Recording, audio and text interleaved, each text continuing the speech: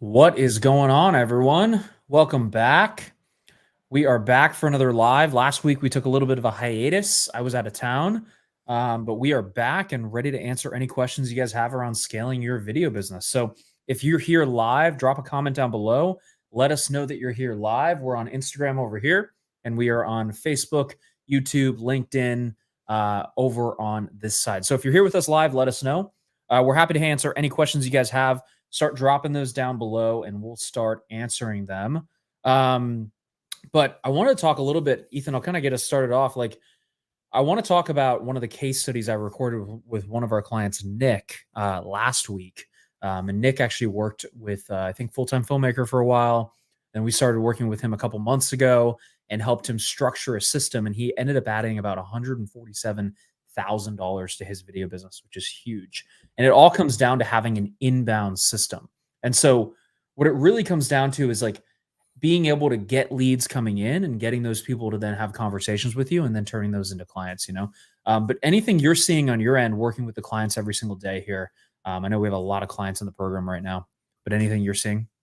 No, I think, having the inbound is huge. You get a lot more leverage from a sales perspective versus, doing a bunch of outbound and cold messages. Like, you probably get emails and messages all the time. I see them on Instagram, everybody gets tons of messages all the time. But if people are coming to you, you've got a lot more leverage because they've extended their hand out to you looking for, help or a solution. Yep. 100%. Absolutely. And I want to talk about a couple different topics here. One of them was, I got a question the other day and it was like, how do I stop working? Like, I feel like I'm busy all the time, but I'm not really making any progress in my video business. And this is somebody asked us this, and we took a look at what they were doing every single day. And one of the things they were doing is like, they're doing all the shoots, they're doing all the edits, they're doing all the nitty gritty little things within the actual business and not actually doing the things that are going to work on the business instead of working in the business. You know what I mean? And like, how often do you see that when people are coming into the program, they're working more like on the business as opposed to in the business? Oh, I'd say a pretty big majority of people are still, one-man band or, have a project to project editor, but it's not the business development activities. It's, the employee activities that they're working on. Yeah, and that's where I think a lot of people get hung up. They're like, "Well, I really like shooting. I really like editing. I like doing all these things within the business." But ultimately, that's what keeps them stuck from getting to that next level is them doing all the work within the business and getting stuck in those lower level tasks. If you guys are listening to this and you're struggling with like working in the business versus on the business, drop a comment down below. Let us know and let us know what you're struggling with within that, and we're happy to answer that.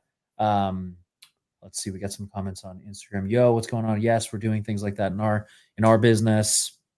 Yeah, absolutely. But yeah, if you guys have questions or comments or things that you're struggling with, feel free to answer questions or ask questions down below. We're happy to answer them. We've worked with 500 video business owners one to one at this point, helping them structure their sales, marketing, fulfillment, lead generation, all that jazz. So if you guys have questions, we're happy to answer them here. But it really is. It's like I think a lot of people think they have to be doing all the editing when they really don't need to be doing all the editing, and they're stuck doing that task, which, if you had someone else to edit and you could focus on taking sales calls, you could close a lot more money and make a lot more money in the business as opposed to doing all the editing within the business, because you can pay someone, 20 bucks an hour to do that. And it's Yep. it's relatively easy to hand that off. Yep. No, I think some people have trouble letting go of, or letting, giving control to somebody else to, Why? do. Why do you think people struggle with that so much? It's their business, it's their baby. They want Yep. one. The creative process is some very personal to people as Yep. well, because you've got a vision in your head, but you can't translate that to somebody. Yeah. And most people get stuck at that like 250K a year mark because they can't start working through other people. And that's ultimately why they get stuck at the end of the day. You know what I mean? So it's like you really need to learn how you can work through other people, as opposed to doing all this work yourself and then having to get stuck in that, you know, Yep. which is absolutely huge. What do you think if I run ads and convert to sales? Is that the best idea? I'm not sure what you mean specifically. I think I understand what you're saying, but yeah, there's a couple different ways to get leads, right? You can either run ads, you can do outbound, you can send emails, right? And the main two kind of categories of lead generation are inbound and outbound. And so you're either doing you're paying for ads or paying for something to get people coming to you, which in my opinion is the better option, or you are going outbound and DMing people and hitting them in the DMs to get leads that way. I don't prefer that method because it makes you look super needy and it makes you look like you like need the sale and you're begging for it, right? Um, I don't prefer that method just because it's not the best like for making you feel like you're an authority. I prefer to make organic content, run ads, bring people to me, and then have people coming to me. So then when they hop on a call with me, I can be like, hey, what brought you here? What has you looking for video services with XYZ, right? And you have more of a frame there. And so I prefer doing that as opposed to doing a lot of the outbound stuff. So hopefully that makes sense. Let's see. What other questions do we have here, guys? I see you people on the live. You better drop some comments down below and let us know what you're struggling with. We're happy to help with that. Let's see. What else? What else? What else? Yep, correct. Absolutely. Let's see. Hey, Eric, my name is Arush. I'm a photographer. I was thinking of getting into content creation, but I'm finding it really hard to niche down. Ooh, this is a good one. Let me move our faces out of the way here. So if you're finding it hard to niche down, you want to think about who have you done some work for in the past, and like what kind of companies have you worked for in the past? Do you have any experience with a specific kind of niche? And when you're looking at a niche, Ethan, you want to kind of give them some directness on how you should pick your niche. Yeah. So, like you said, and one thing is, people you've had to, experience working with in the past, because case studies are really going to help you. Um, but something else kind of, I guess, like a thought exercise is, what else are you interested outside of film? What are your hobbies? Are you into fitness? Are you into cars? Yep. Because you're already a customer and a client of those businesses. Yep. So you already understand what their business, what their customers are, because you are one, Yep. right? So you already understand the industry a little Yep. bit as well, and what customers like and don't like. Yep. And then targeting into like finding someone who is in a service-based industry where they charge a higher ticket amount of money is typically going to be better clients than people who are just like any kind of company that's a mom and pop that doesn't have the budget to spend on content. Because like if you're targeting a coffee shop, it's super hard to get them to spend money because they don't make a lot per customer. Yep. But if you're targeting like a home service company, it's a lot easier because each client or customer to them is worth hundreds of thousands of dollars, right? So it's a lot easier to get that person to spend 20K on a marketing video, right? So that's the way to think about it, is like you're finding it hard to niche down. You want to figure out, where do you have past experiences? What are you interested in? And then see which one of those is a service-based industry. They charge a high ticket amount of money, and then go after those people specifically, if that makes sense. Hopefully that makes sense. I was mainly an events photographer, did a lot of cars. See, that's tough because like I know the type of car stuff you're doing probably is like people who have their personal cars, which is cool, but like those types of people typically don't pay a lot of money because the avatar is just somebody who likes their car. And so like how much money are they willing to spend for content of their car? Probably not as much as a business that's going to make hundreds of thousands of dollars off of content that you create for them, right? And so that's why like you could be really good at doing concerts and shooting cars, but the problem is if you can't show them how that's going to make them more money, and also if that target market is like kind of broke, then like it's going to be really difficult for you to make money off of that, even if you're the best in the world, right? And so that's why like picking the right niche is so important, because if you do it wrong, you're working your ass off for people who don't have any money, right? And then you end up like just pushing yourself into the ground because it's so hard. So that's what I would consider there, and hopefully that makes sense. Let's see. Yeah, if you're into cars, I would go like dealerships, detail shops, wrap shops. You could go with mechanics, but dealerships, that's huge ticket right there. Yep. Yeah, because if they can sell X amount more cars with your content, then that's a direct ROI that they're going to get from it, right? So you just want to think about, how are they going to make money off of this? And how can I show them that they're going to make some sort of ROI off of the content that I create for them, right? So super, super key there. Where do you advertise? Google Ads, Yelp. So typically Meta and Google Ads. And so it comes down to how you frame the actual ad. If you go to one of our other videos where I show like how Nick made $147,000 with our system, there's a whole breakdown I just did the other day on our YouTube channel, if you want to check that out. And you can check out how you actually do that. I won't explain that on this video. Let's see. What other questions, guys? Good questions here. I had one on my coaching call yesterday. One of our clients was like, how do I overcome imposter syndrome? And it was a really good question. It was like, I feel like I have this imposter syndrome of what I'm trying to do because I haven't done it before. And the way I kind of reframed him was, I said, you are an imposter of who you want to become, right? And so like you feel like you're an imposter because you're an imposter of the person you want to be, not necessarily an imposter like you're a fraud, right?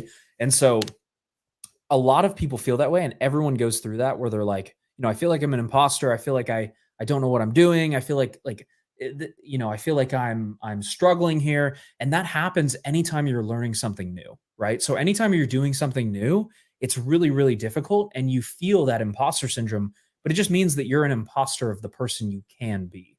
And so if anyone's going through that, it's very normal, but you have to reframe yourself to think like, I am an imposter of who I want to be, not an imposter like I shouldn't be doing this. You know what I mean? Yep. It's a very normal emotion. Rev split versus retainer. Please advise best client negotiation. I mean, it really just depends, right? If you truly believe in the company and you think that they're gonna, that they can actually sell and they have a track record of selling a product or service, then like a rev split's gonna make you more money probably. If you don't necessarily have the data points or the insights to see that they're making money from your content, or they're not willing to share that data, then I would do a retainer, because you don't have any insight. You can't control some of those things. And the other thing too is like, you can't always control whether or not the content makes them money if there's things outside of your control within the deal. And so I wouldn't do a rev split if you don't have control of those things, if that makes sense. So hopefully that makes sense, J Web Films. Let's see. What other questions, guys? Good questions here. Anything else that you've talked to clients about, Ethan, that we can go over? While we're waiting for some questions here. Let's see what else. Got some business partner objections. The old "can you send it to me in an email" objection. That Why does somebody say, "Can you send it to me in the email"? Like, what does that actually mean? Does that mean they actually want something sent to them in the email? No, it's a smokescreen. What is a smokescreen for people who So don't know what it is? it's a fake objection. There's something more behind it. Yep. It's hey, can you send it to an email? I don't want to tell you no. I kind of want to. It's kind of like they're just leading you on through the sales process. Is I don't want to tell you no, so I'm gonna kind of just continue to further the conversation, and then 8 or 9 times out of 10, they ghost you. Why do people not want to give you the real objection? Sometimes I think it might be, I don't know. Yeah, I guess it depends what the objection is. If it's if it's a money thing, if it's trust. So if it's money, why would they not want to give you that maybe, or tell you that? They want to hide behind something else. I think sometimes they just don't want to admit that they can't pay for it. Yeah, ego thing, right? Yeah. I think it's an ego thing for a lot of like in that situation where if they can't afford to do it, I think it's an ego thing a lot of the time.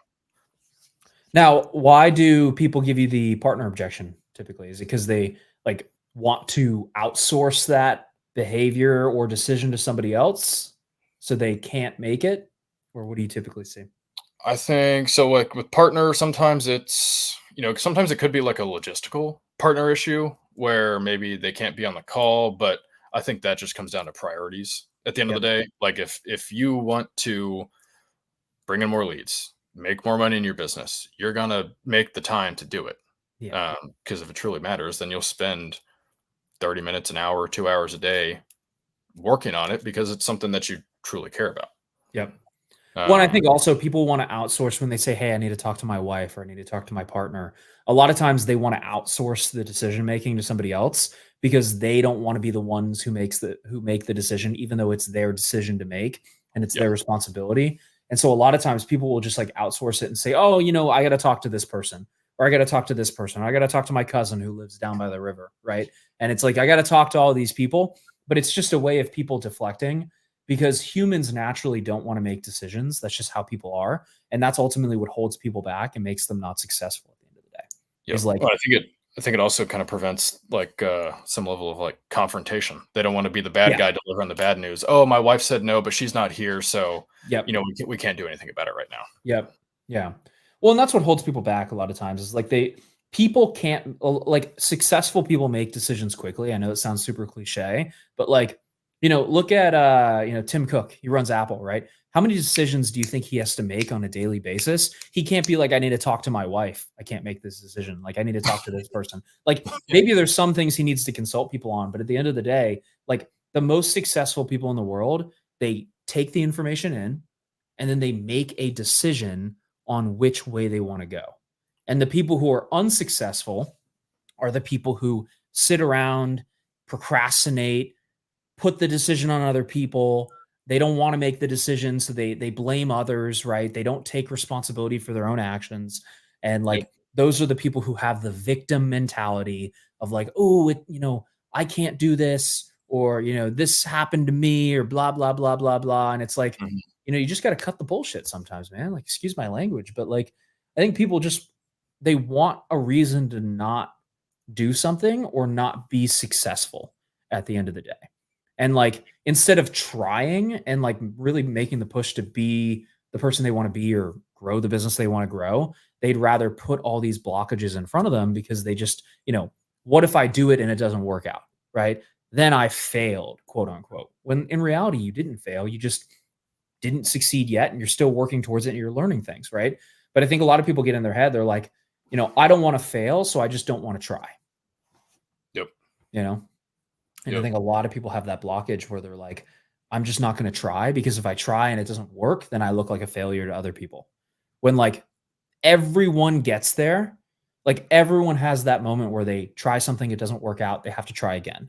But it's like the solution is not to not try. The solution is to like keep trying over and over and over again and not avoid the decision, Yep. No, what's the saying? It's not how hard you fall, but how fast you get back up. Yep, exactly. Well, and the other thing too is I think, like I said, people just don't want to take ownership for their own decisions. And so it really comes down to like, if you want to grow your business, you want to be successful, you want to get to the places you want to be, you need to take full responsibility for your actions. And you need to take that full responsibility and say, hey, I'm going to make this work for me, not will this work. Like the loser mentality is, the loser mentality is like, will this work for me? The winner mentality is, how can I make this work for me? And so like any program we've ever joined, like we're like, how can I make this work? Right. Yep. And everything's a learning experience. The loser mentality is like, I did something, I half-assed it. It didn't work. That didn't work for me. Ads don't work for me. It's like, they clearly do. They work for everybody. Yep. You just didn't make it work for you. And like, if you're complaining and, you're like, you had a bad past experience where something maybe didn't work out, look at the experience and say, was it me or was it the thing that I tried? And if you're really honest with yourself, like a lot of times you're going to come back and say like, it was me. I didn't make it work for me. Right. Because nothing is perfect. You have to make things work for you at the end of the day. Yep. J Webb, how do you close the deal? That is a very long and open-ended question, J Webb Films. If you want to know how to close the deal, a good starting place would be to DM us or comment the word cheat sheet, and we'll send you a free cheat sheet. I have it around here somewhere. Hold on. Here it is.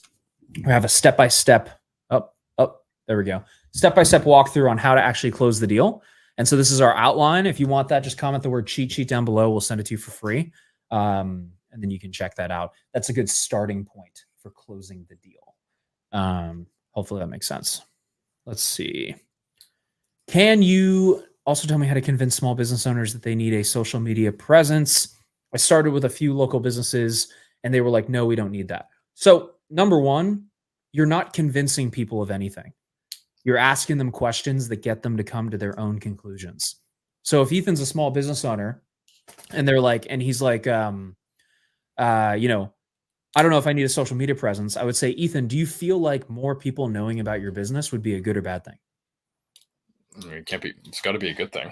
Okay. So then if you had a following of people who knew you, liked you, and trusted you, do you think that would help your business or hurt your business? I think it would help for sure. Okay.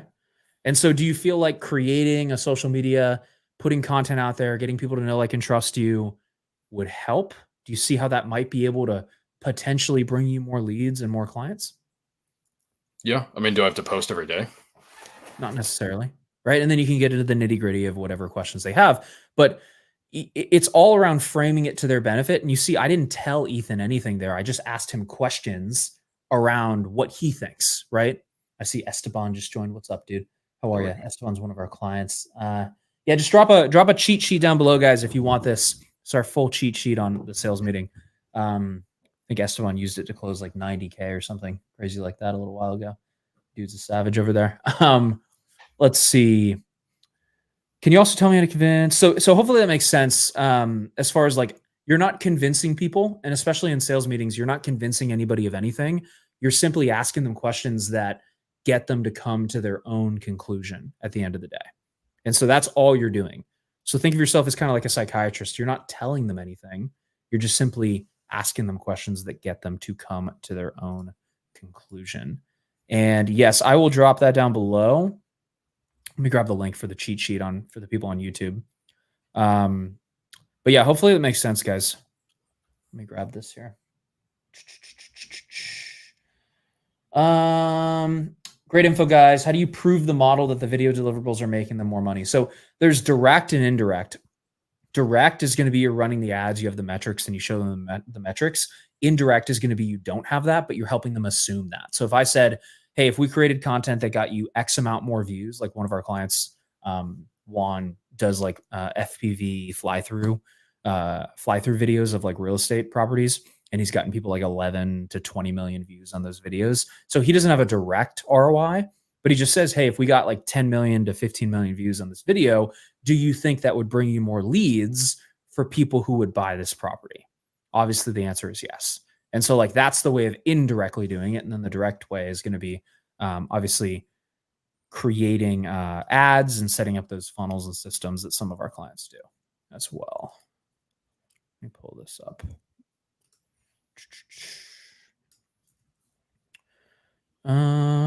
Yes, here is the link, guys. If you want that cheat sheet, you can download it there. I just put that in the chat for everybody, so you can grab that there. Perfect. Awesome, guys. We got to run. Anybody else have any other questions before we dip here? Could be around sales, getting more leads, getting more clients, how to price yourself, how to overcome mindset issues. If you guys have anything, drop it down below. Otherwise, we got to roll to some client meetings here. Let's see. I think that's it. Cool, guys. Also, if you want to learn how we actually help our clients, you can schedule a call at masterfilmmaker.com. We'd love to talk to you and see if we could help. And we will go from there.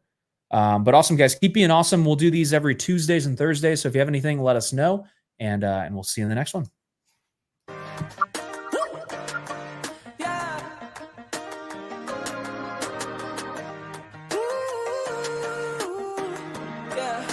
I'm feeling like a brand new me. Brand new, brand new. Brand new, brand new. I blew away the clouds I was standing under.